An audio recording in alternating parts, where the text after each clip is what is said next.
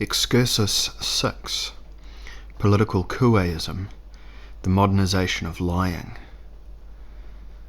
Some excerpts from Chapter 6 of Adolf Hitler's Mein Kampf. When, however, people struggle for existence on this planet, and consequently the fateful question of being or non-being confronts them, all considerations of humanity or aesthetics collapse into nothing, for all these considerations do not float in the ether, but stem from human fantasy and are bound to the human.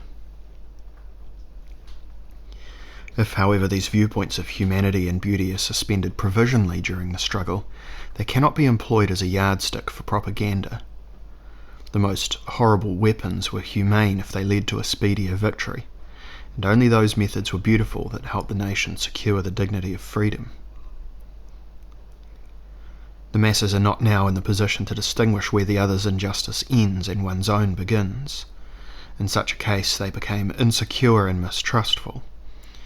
That at the decisive places, it is of course not meant in this way, does not occur in the consciousness of the masses.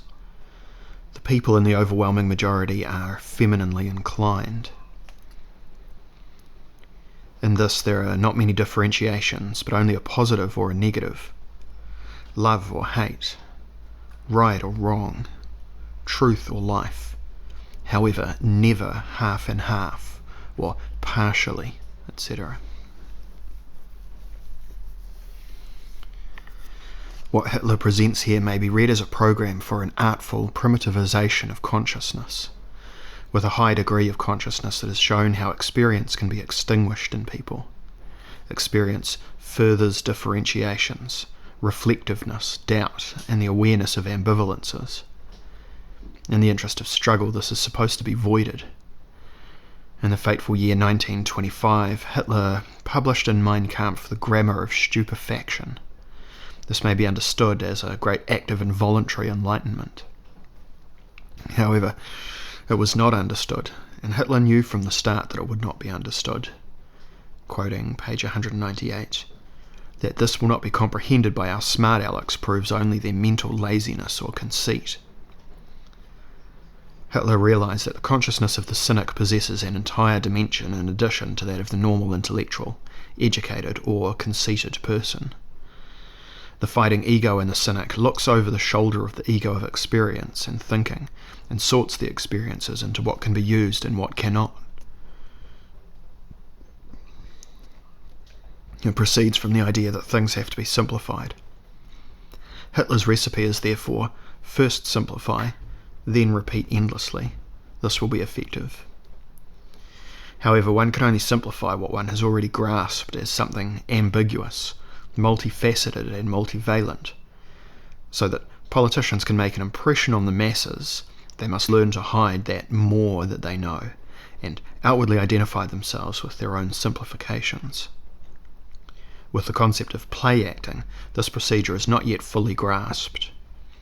Thomas Mann hit the mark very clearly, not only by describing the vaudeville character of political seduction, but also, and especially, by emphasizing the suggestive and hypnotic aspects of these phenomena.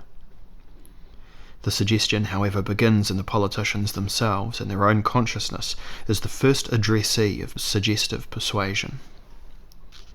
In the beginning, rhetoricians must, as they say, concentrate, that is, collect themselves through autosuggestion, and make themselves one with the pretended simplicity and unambiguity of their theses. In the vernacular we say of such phenomena, they are beginning to believe their own lies. Hitler had command of this autosuggestive ability to such an extraordinary extent that, being sure of his case, he could afford to reveal his recipe. He rightly assumed that the artful person is superior to the merely intelligent person. The intelligent person knows how to gain experience and to think it through in a differentiated way. The artful person knows how the differentiations can be thrown overboard again. The Weimar Republic may be understood as an age of a universal dawning of reflection, insofar as at that time such tactics and theories of artfulness, and of, quote, simplicity with duplicity, end quote, were developed on all levels. We have already discussed Dada and logical positivism. One would have to discuss further the depth psychologies of Freud, Jung and Adler, among others. Critique of ideology, sociology of knowledge and psychotechnology open up additional dimensions. All these phenomena have multiple meanings. They can serve to simplify the complex, or to restore the apparently simple to its real complexity.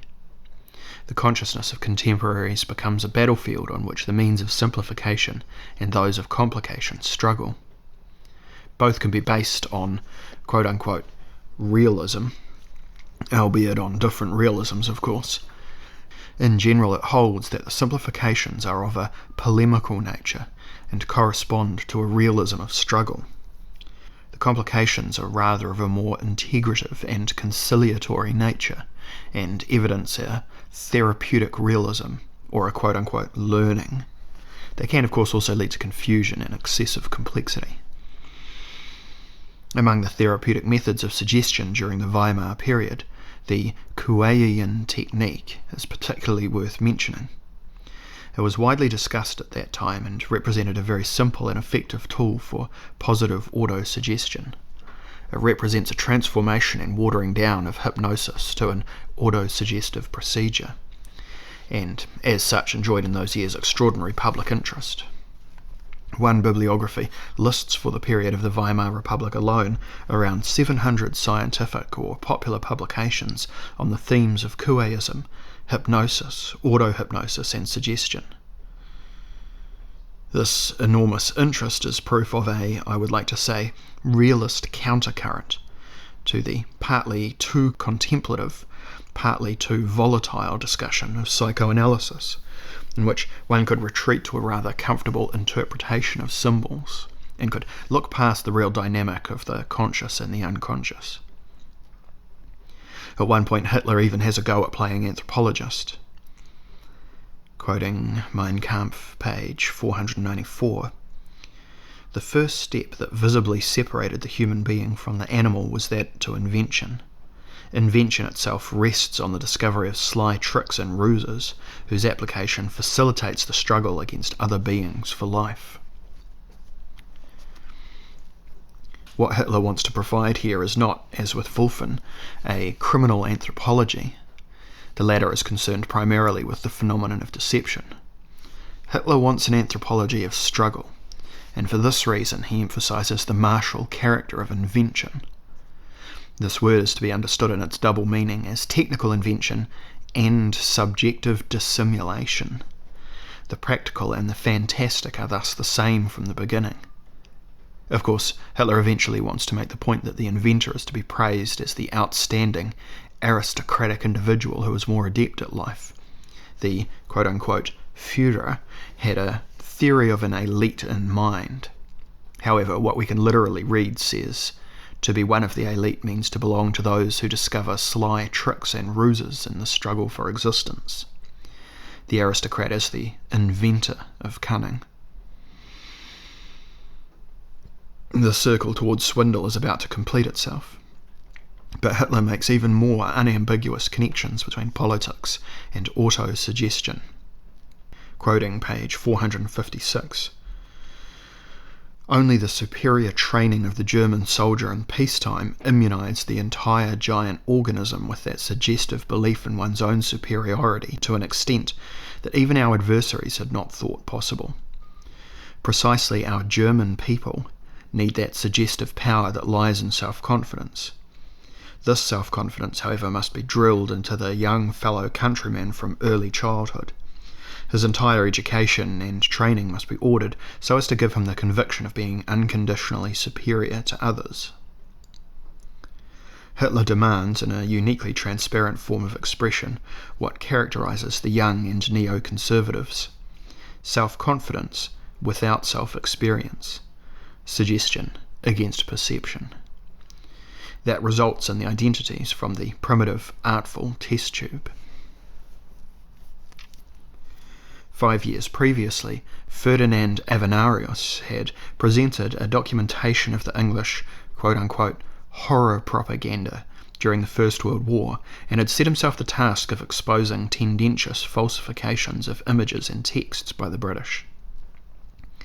He wanted to contribute to peace, as he said, by uncovering the lies of war. But this would be possible only if we overcame the, quote, suggestive war and its poisons, end quote, and saw through the, quote-unquote, madness of the world. Avenarius tried to illuminate the suggestions technically. He gave numerous examples of the quote-unquote poisonous flowers of suggestion, from small swindles and misrepresentations to grave crimes of misinformation. He stated, I think realistically,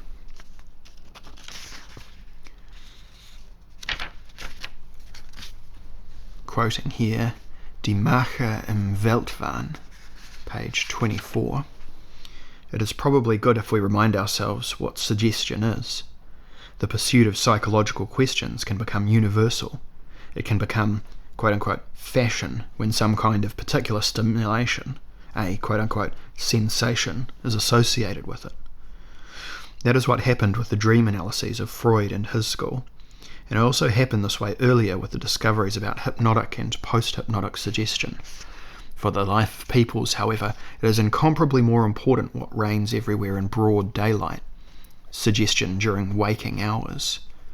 We breathe it in, we breathe it out like air, and like air we do not see it. That our consciousness does not notice it is what enables it to have its full effect. Wakeful suggestion has a powerful biological value for the individual, for it relieves it of much of the world's tediousness and of thinking for oneself. Of course, it also turns the individual into a herd animal. But it does not notice that, for precisely in this lies one of the most important effects of suggestion, that it causes the suggestee to believe what he thinks comes from his own head and what he feels from his own heart. It causes the suggestee to believe that what he thinks comes from his own head and what he feels from his own heart.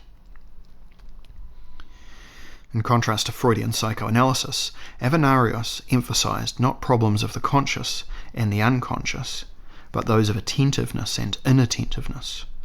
Through suggestion, those pictures of reality become plausible for us that pander to our secret, not unconscious, see Chapter 8, Sexual Cynicism, fantasies. I'll read that again without the parenthesis. Through suggestion, those pictures of reality become plausible for us that pander to our secret fantasies. Phenomena of suggestion touch on the domain of automatic consciousness, not the unconscious as such. In this, inattentiveness in perceiving the world combine with inattentiveness in perceiving oneself. Thus, through suggestive seduction, latent prejudices and inclinations are pseudo-spontaneously brought to light.